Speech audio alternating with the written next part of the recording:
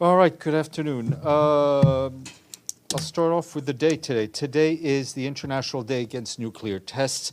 In his message, the Secretary General said that nuclear testing has long poisoned our planet's natural environment and the species and people who call it home. He underscored that today represents a global recognition of the catastrophic and lingering damage done in the name of nuclear arms race. It is a way to remember those who suffered because of the folly of atomic brinksmanship, and it is an alarm bell for the world to finally put in place a legally binding prohibition on all nuclear tests. And he called on countries to end nuclear testing now and forever and consign nuclear weapons to history once and for all. And you will have seen that on Friday, over the weekend rather, we issued a statement in which the Secretary General expressed disappointment at the inability of the 10th Review Conference on the parties of the Treaty on the Non-Proliferation of Nuclear Weapons to reach consensus on a substantive outcome and to capitalize this opportunity to strengthen the NPT and advance its goals. While we welcome the sincere and meaningful engagement by parties, he regretted that it was unable to address the pressing challenges that are threatening our collective security. The Secretary General appealed to all states to use every avenue of dialogue, diplomacy, and negotiation to ease tensions and reduce nuclear risk and eliminate the nuclear threat once and for all. And as you're aware, the Deputy Secretary General, Amina Mohammed, attended the 8th Tokyo International Conference on African Development, better known as TICAD 8, and that was done on behalf of the Secretary General.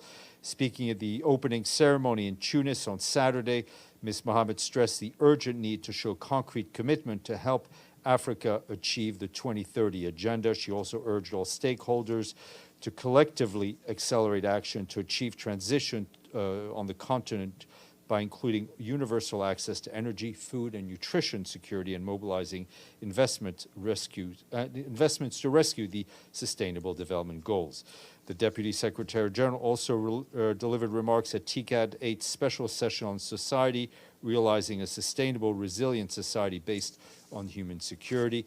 She highlighted the fact that in this context of little or no social protection floors and tight fiscal spaces, people around the world, especially young people, are under immense stress and dissolution and fearing for their future.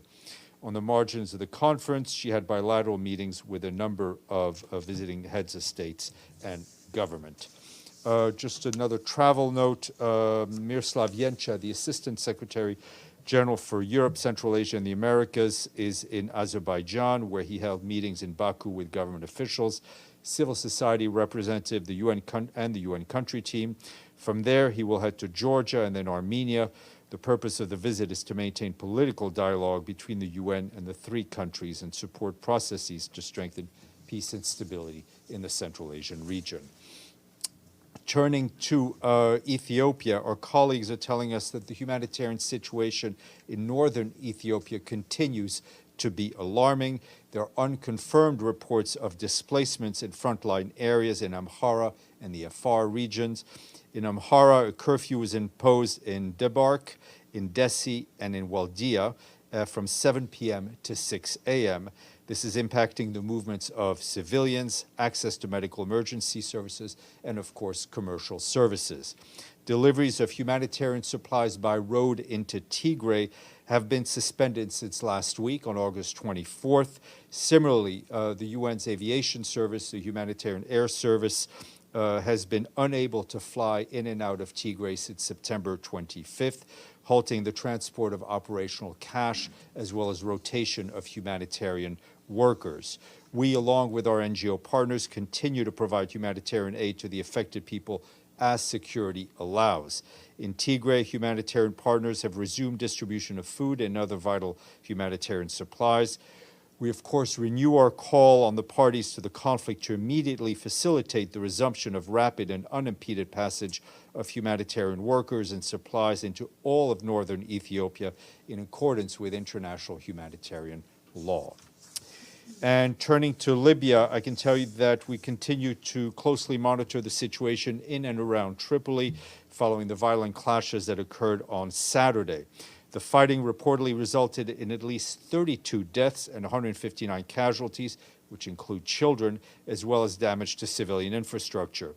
We extend our deep condolences to the families who lost loved ones and wish a speedy recovery to all those injured in the clashes. And we reiterate our call on the parties to protect civilians and to refrain from taking any action that could escalate tensions and deepen divisions.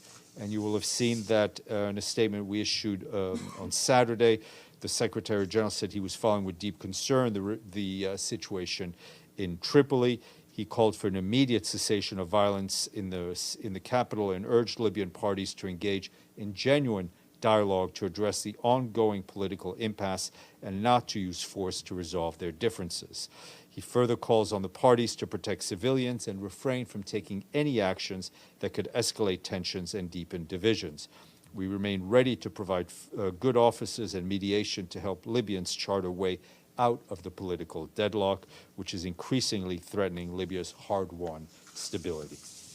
And to give you an update from Pakistan, our team there, led by the UN resident coordinator Julian Harness, is stepping up its response to the severe rains and floodings across the country, which have reportedly killed 1,000 people, including hundreds of children. The situation is expected to worsen with more ongoing rainfall. We, along with the government, are planning a flash appeal of $160 million for immediate relief activities to meet the needs of the most vulnerable. We've already mobilized about $7 million, including redirecting existing programs and resources to meet the more urgent needs. The ongoing assistance includes food aid and nutrition, medical supplies and services, safe water, maternal health support, vaccinations of livestock, and shelter. In addition, the UN Emergency Response Fund has allocated $3 million to provide immediate health, nutrition, food, water, sanitation, hygiene services to those who most need it. Tomorrow, we will have the resident UN coordinator. He will join us live via video, along with a Pakistani government minister, and that will be as part of the appeal that will be launched tomorrow simultaneously from Geneva and Islamabad. Turning to Mali, our peacekeeping mission in Mali has temporarily strengthened its presence in the northern region of Menaka following an increase in attacks by terrorist groups. The deteriorating security situation has caused the number of displaced people to triple and has heightened intercommunal tensions. The decision to deploy an additional company of peacekeepers and 2 attack helicopters will boost the UN's rapid response capacity and help deter violence. The reinforcement follows a visit to Menaka by the head of the mission, El Gassimwane. While there, he met local authorities, signatory armed groups, communities, and other partners. Mr. Wane expressed the mission's ongoing commitment to working closely with national and defense and security forces to protect civilians, to create a safe environment for families to return home, and to make progress on the implementation of the peace agreement. And this morning here, via video conference, Geir Pedersen briefed the Security Council on Syria. He said he was worried that in recent months there have been troubling signs of military escalations, including an increase in strikes this last month alone. Mr. Pedersen expressed concern that an escalatory cycle could see events further unravel, with civilians continuing to pay an already immense cost, adding that that continued diplomatic efforts to de-escalate the situation can unite to restore the calm across Syria towards a nationwide ceasefire, something he will underline to the ceasefire task force participants in Geneva. Also briefing was Joyce Msuya, the Deputy Emergency Relief Coordinator. She said that violence has impeded the UN's ability to deliver assistance. She strongly appealed to members of the Council to ensure respect for the rules of war and accountability for serious violations. She also said that we continue to do everything in our power to make progress on cross-line assistance to all parts of the country, and urged all concerned parties to allow multiple cross-line convoys each month and increase the numbers of trucks in each convoy. This afternoon at 3 o'clock, there will be an open briefing on Afghanistan. Briefing will be the head of the humanitarian department, Martin Griffiths, and he will be joined by the Deputy Special Representative in Kabul, Marcus Potzel, and we'll share those remarks with you ahead of time. Also, a quick note to let you know that UN Women Police Officer of the Year is awarded to Chief Warrant Officer Alitza Kabore Kinda of Burkina Faso. She will receive the recognition here on Wednesday during the 3rd UN Chiefs of Police Summit. Chief Warrant Officer Kinda serves as a gender focal point with the peacekeeping mission in Mali. She supports the Malian security forces in Menaka region and to promote and improve understanding of gender, child protection, human rights, and civilian protection issues. As a result of her efforts, victims of sexual and gender-based violence are coming forward to report their cases to local authorities and to receive medical care. UN Women Police Officer of the Year Award was established in 2011 to recognize exceptional contributions to women police officers in UN peace operations. We thank you, her. You could put your hand down. I will call on you as soon as I'm done. At 11 a.m. Tomorrow in the press briefing room, which is here, there will be a hybrid press briefing by the independent expert on sexual orientation and gender identity, Victor Madrigal-Borlos. And that's in addition to our guests at noon. And want to end on a positive note. 2 new member states paid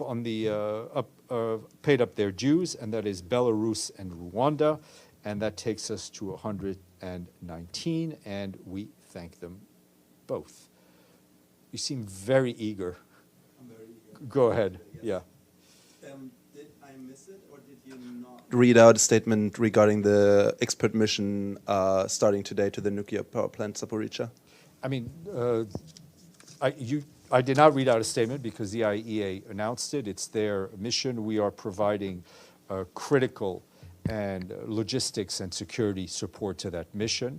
We're delighted that it will go ahead, and we think it's an extremely important mission given all the questions that continue to be raised around the situation in the nuclear plant. And regarding the shelling of the power plant, does the UN have any assessment who does it? No. But the fact that we have no assessment doesn't mean that we're not calling for it to stop. James. Yeah, one of the most important jobs in the UN system, the High Commissioner for Human Rights, she is leaving. High Commissioner Bachelet, she's leaving on Wednesday. Someone should take over on Thursday. It's the Secretary General's decision. He's known about her leaving for a long time. Are you confident that you will have an announcement before Thursday of a new High Commissioner for Human Rights? The process of recruitment is ongoing expeditiously without sacrificing its seriousness, and we will have an announcement as soon as we can.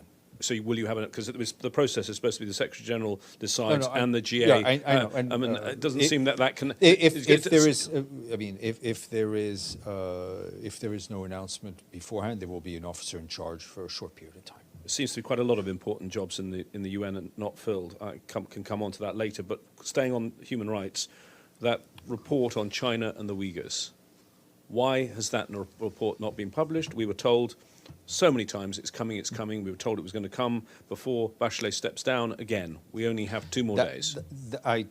That is a question the High Commissioner addressed. It's a question to be addressed to her office. The Secretary General fully supports the works of the High Commissioner in that regard, but it is not one that the Secretary General has any involvement in. But you don't. I mean, there's no worry that this report is just being buried, because that's what some human rights groups. I think Ms. Bachelet answered that question. Michelle. A follow-up to that. In the interest of transparency, how many people have been interviewed and how many people applied? Those are not numbers that we traditionally share. I can tell you that there was a good number of interviews. The application process, I mean, the call for candidates were circulated far and wide. The High Commissioner herself said last week maybe 50 odd people applied. Is that accurate? I don't know is the short answer. And the truthful one. All of the above can be true. Maybe you should ask some more questions, Yes. Steph. Yes, go ahead, Edward. Yes, go ahead. Oh yeah, Steph. It's been a year since the U.S. withdrew its army from Afghanistan. How does the UN evaluate the current situation after the withdrawal? Look, there are enough analysts to do a post-game analysis on, whether the Western withdrawal and what caused it and the impact. What we do know is that the current situation, especially on human rights, is extremely worrying. We've not really seen movement forward. We've seen movement backwards. But I think those are issues that will also be addressed by the DSRSG this afternoon in his briefing. The Chinese ambassador, Mr. Zhang Jun, I believe he repeated many times, and probably he will say this again this afternoon, that those countries who used to stay in Afghanistan bear more responsibility than others to help Afghanistan to recover. Does the UN think countries like United States should bear more responsibility? The international community as a whole has a very important responsibility towards the men, women, and children of Afghanistan. Ms. Fasulo. Thank you, Steph. Following up on the question regarding Afghanistan, I was just wondering if you have information in terms of the status of the UN appeal for Afghanistan. How much has been... Not off the top of my head, but that's on OCHA's website. We can help you find it, but I don't have it off the top of my head. But again, I'm sure Mr. Griffiths will mention that in his briefing this afternoon. And I think his remarks may have been circulated to you under embargo. Stefano, welcome back. Thank you, Stéphane. Nice tan. Like yours. Almost. I know. Mine's from a lamp. Go ahead. Mine from Sicily. About Libya, reading the statement that you issued on Saturday, there is not any mention on the interferences from abroad in Libya that is probably also causing this situation. So does the Secretary General believe that there is not necessary to mention to countries to stay out of Libya, or the moment is not the right one? I mean, I think that's a message that has been repeated often, is that it is critical that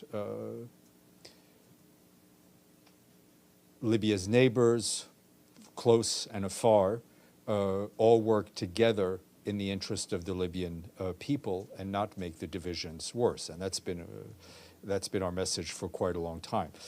We're very concerned about what we see in Tripoli. What we saw, the violence that we saw over the weekend. Our head of mission, our current acting head of mission, Ray Zenenga, is there. He and his colleagues are in touch with various parties, but it is very important that we not see a new upsurge of violence. Gregory. Thank you, Stephen.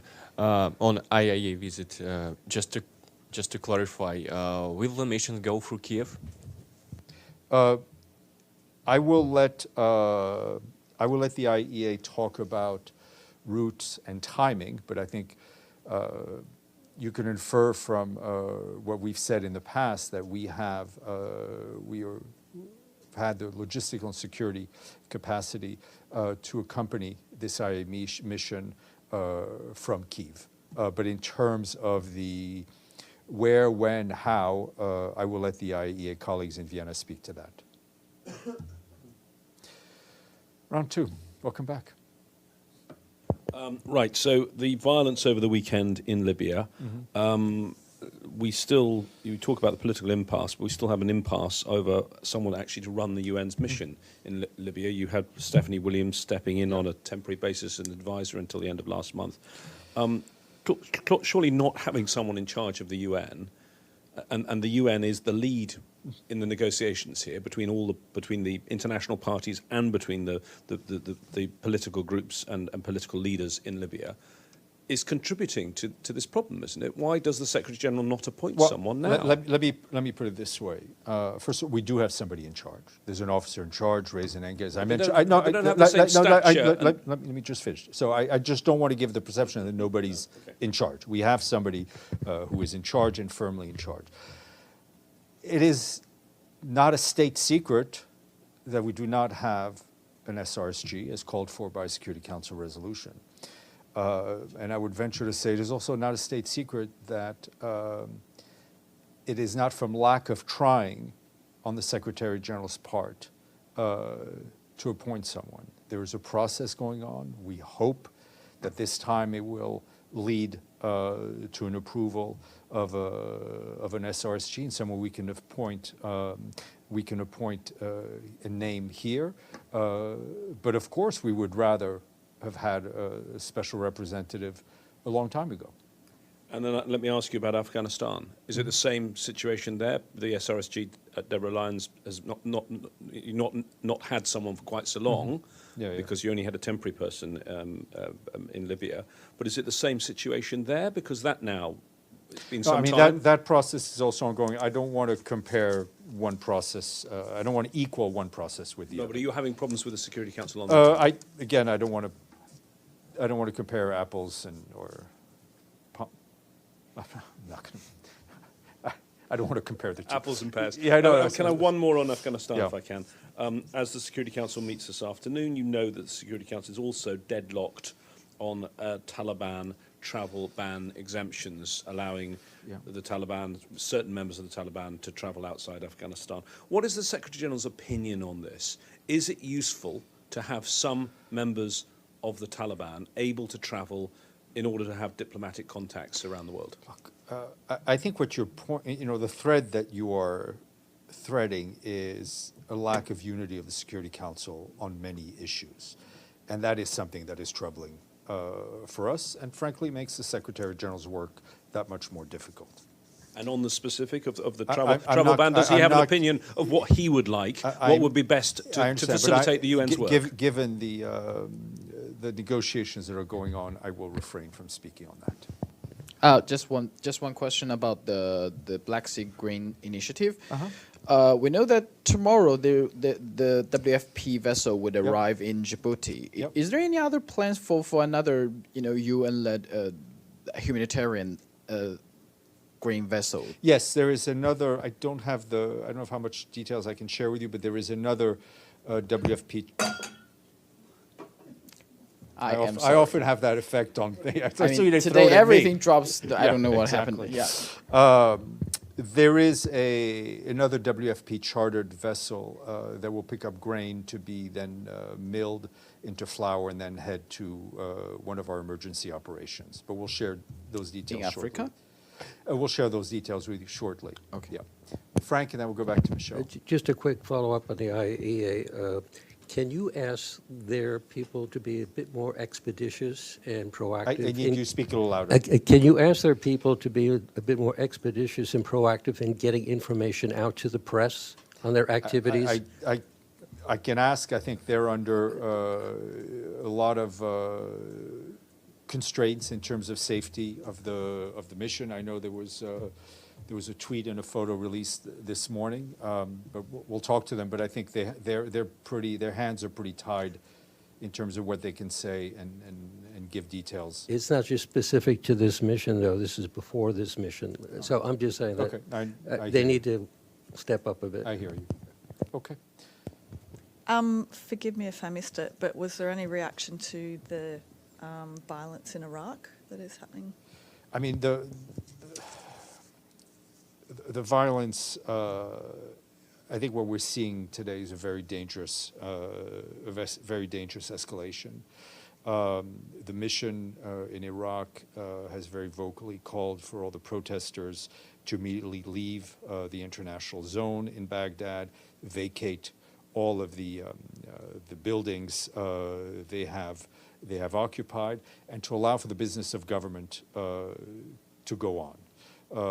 Our special representative is in Baghdad and continuing her work and her contacts. We are now 3 weeks away from world leaders descending on this building for UNGA. What is the Secretary General hoping to achieve? What events is he planning to host on the sidelines? Okay. I will, what I can tell you, one event that will be of importance to you is that on the 14th of this month, he will be in this room for his annual pre-GA conference, and I will let him speak for himself on his expectations and everything else. James, what time would you like it? Okay. Just on, you sent out various things on the grain initiative over the weekend, press releases saying how good it's all been. But clearly, and I know the Secretary General has spoken about this, there's one part of this that doesn't seem to be working, and that's getting the fertilizer onto the market from Russia. And as you know, all sides have to agree for this deal to go on, and if the Russians were to object because their side was not working, there's going to be a problem down the road. So how urgent is it to get that fertilizer moving, and what's the UN doing to try and make that happen? I wouldn't categorize it as it not working. It is a much less visible other half of the coin, right? I mean, the Black Sea Grain Initiative with the ships is visible by nature. The other exports are going through different routes. What we are doing is working with not only the Russian side, but also the EU, the US, commercial entities. We've set up helplines to make sure that these commercial transactions can move forward. They're not all going by ship; they're going through different routes. But our team, led by Rebecca Greenspan, is extremely involved. She was in Kyiv not long ago, just when we were also in Lviv with the Secretary General, and her teams have been really working hand in glove with the private sector to ensure that questions that they may have are answered. And it's about facilitation of trade, because there are no sanctions on these products, but we all know that sometimes, and we've seen it in other places, that the private sector can be a little skittish in doing business when things are a little murky. So we're there to answer questions and make sure that the business does go ahead. So exports of fertilizer, the UN says, are actually taking place. My understanding is that there are some of this is moving, but we'll try to get you a bit more granular update from UNCTAD. Okay, I don't think there are any questions on the, oh, hold on.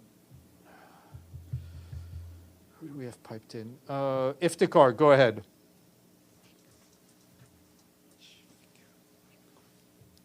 Thank you, Steph. Regarding your information about Pakistani floods, is this please clarify, is this briefing that you are organizing by a UN coordinator in Islamabad and a government minister for the UN press corps in New York, or are we going to be hooked to the flash appeal which will be broadcast between Islamabad and Geneva? It is linked to the flash appeal. It is linked to the flash appeal. We'll also have a video message from the Secretary General, which we'll share with you tomorrow on that. Thank you very much. Okay. I think there's another question for Mushfiqul. Please go ahead.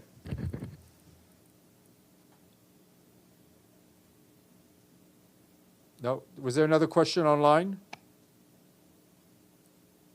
Okay. James. Sorry, can you hear me? On that flash Can you appeal. hear me? Yes, go ahead. Go ahead. Go ahead. Yes, I have two questions, one on human rights and another one on Rohingya issues. And Bangladesh government and ministers of the ruling party and their control media, they're circulating a news that UN has no concern on human rights violation of Bangladesh. The outgoing Human Rights Commissioner already visited Bangladesh and expressed her concern and urged for a free, fair, credible investigation. So what is your comment? Actually, UN has no concern on human rights violation in Bangladesh? I think I would refer you to what the High Commissioner has said in her statements, as she is the leading voice of the Secretary General and the UN system on that. Your second question? U.S. has came one step forward to rehabilitate or resettle Rohingya refugees in the United States, as we learned from the Secretary of State. Can Secretary General urge or request to other developed countries to contribute that effort as uncertainty is going deeper in Bangladesh for the Rohingya refugees as the country itself in a problematic situation in terms of human rights and economic condition? Well, I mean, what we are asking for is global solidarity to help those Rohingya refugees and those who wish to emigrate and be granted refugee status and be resettled. James. So just clarification, the appeal you're launching tomorrow, you mentioned $160 million, you read out a statement earlier on, an appeal. Is this On an Pakistan. initial? Yeah, on Pakistan. Is that what you're announcing tomorrow, or is that 160 million now and you're asking for more tomorrow? No. I think that's what we'll be asking for tomorrow. Okay, I mean, so there'll be you an want- official launch. Official launch of tomorrow. what you've already yes, announced. exactly. Okay, fine. And we expect the pledges and everything we expect tomorrow. Oh, I see, okay. But we're basically giving a preview so people can prepare the checkbooks. Thank you. Okay. Ms. Polina. Yes, you're- Stefan. You're next. Oh, Oscar, go ahead. No, Stefan. Go ahead, Oscar. Yes, thank you, Stefan. Yes, Stefan, do you have any reaction from the Secretary General on the recently by resolution condemnation of Daniel Ortega government of the violation of human rights in the country? And also, if you have any readout about the violence in Haiti, where it's been really like overtaking the power in that country.